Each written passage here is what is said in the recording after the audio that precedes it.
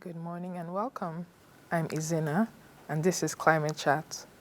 Climate change has a devastating impact on the environment, but it also intensifies existing water, health, and sanitation challenges for communities. On today's episode of Climate Chat, Zainab Sani takes us to Dangana in Lapai local government area of Niger State, where drought worsened by climate change has huge social consequences, especially for women and girls. Let's take a look.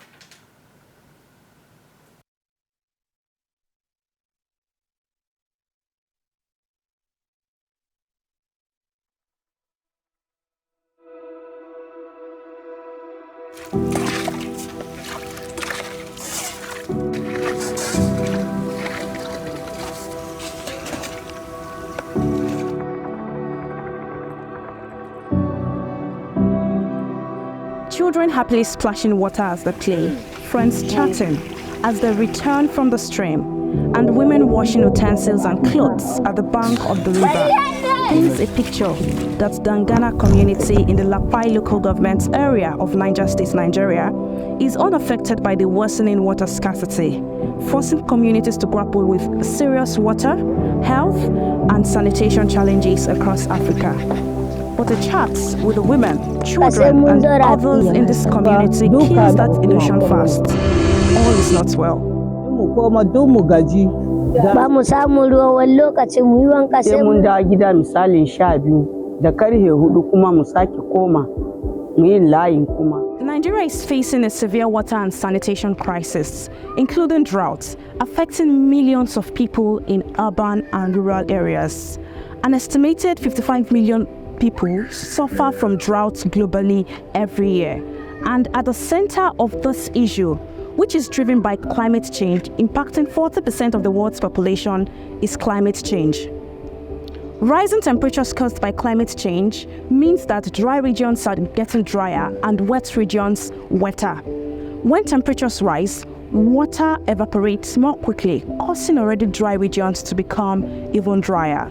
The World Health Organization estimates that as many as 70 million people are at risk of being displaced by 2030. And while displacement looms nearby, Gidonde, Ghana deals with an even more startling reality. Their children struggle to go to school, livelihoods of women are affected as they spend so much time looking for water, and girls are now increasingly being raped by bandits and boys who target them at the riverbank.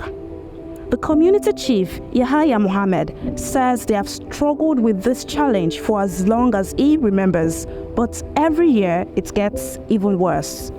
Sunana Yahaya Mohammed Dangana, ni mutumin nan Dangana ne, an haife ni a Dangana ne, na girma a Dangana ne, na yi wayo a Dangana kuma har yanzu ina rayuwa a Dangana. Tsakani da Allah zancen ruwa a Dangana ba ya zama babban matsala.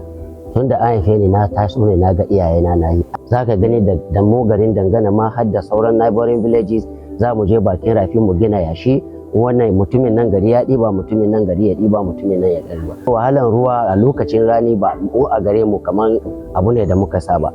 To kuma daga baya da gwamnati ya zo yana dan shigowa ana ba mu bohol nan da nan, sai kasance garurukan ma ba su zuwa nan kuma tsaya, domin mu har yanzu bohulan da muke da su wasu ma ba su aiki. Wani rijiyar ma za a sa in rani ya zo baya aiki, wani bohol din ma shi ma zai tsaya. Mata za su gangara ne da safe su je bakin rahi su je su ɗiba ruwa sannan su tako su dawo, kafin wani mata ta dawo sai ta kusa awa ɗaya. Yara ba sa samu zuwa makaranta da wuri sanadiyar ruwa.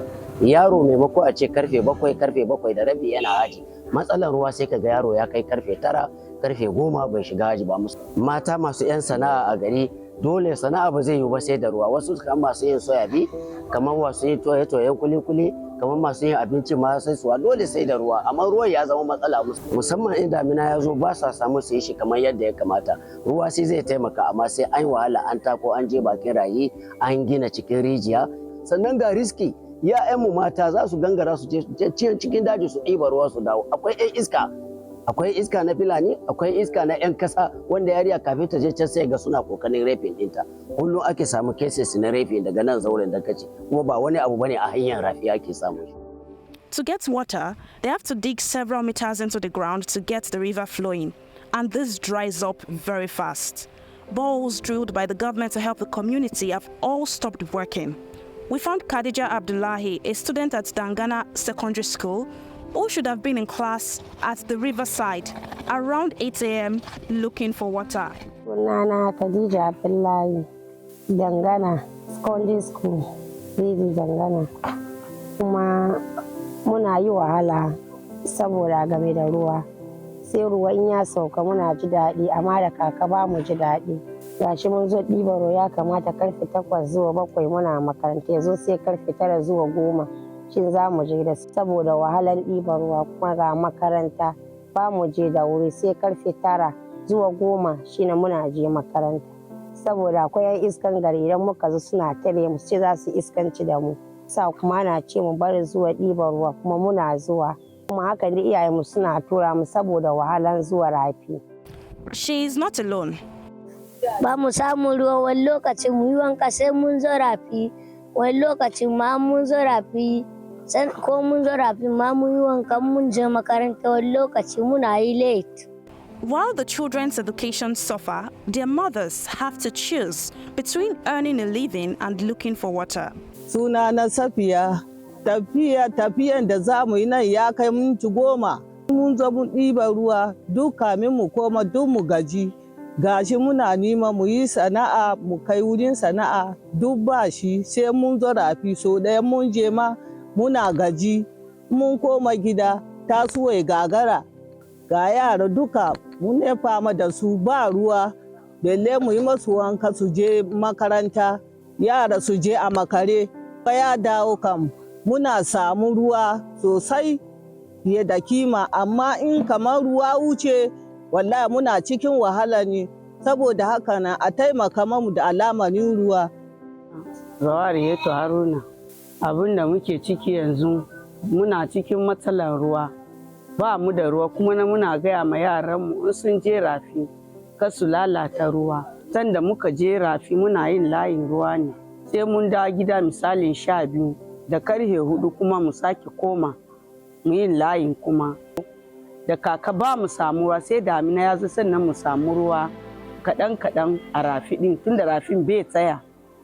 Sai mun je mun tsane ruwa kuma za mu daɗe a wurin nan kafin ruwa ya fita a cikin rami mu samu ruwan da za mu yi aiki da shi.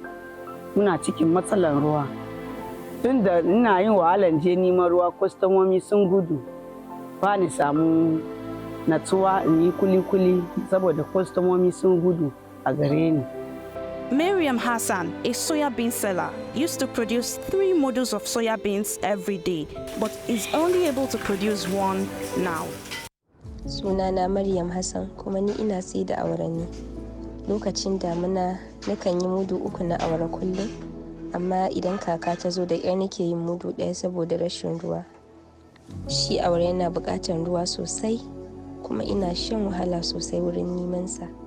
For women and girls in this community, the risk that they may be harassed or raped pales in comparison to what could happen if they do not brave the odds to look for water. Despite these struggles, they rely on the same source of water for drinking and sanitary activities, a situation that WASH expert Dr. Femi Adegoke describes as tragic.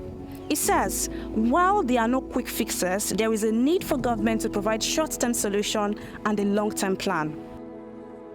Using the same water for sanitation and for consumption is not healthy. It is a capital no. Especially when you do not have a proper treatment facility for that water. I know we can treat our wastewater for it to be used again, consumable, but in the kind of community you're talking about, I know they won't have such an infrastructure for such treatment. So what can we do is to look for mitigation methods, adaptation methods for the community.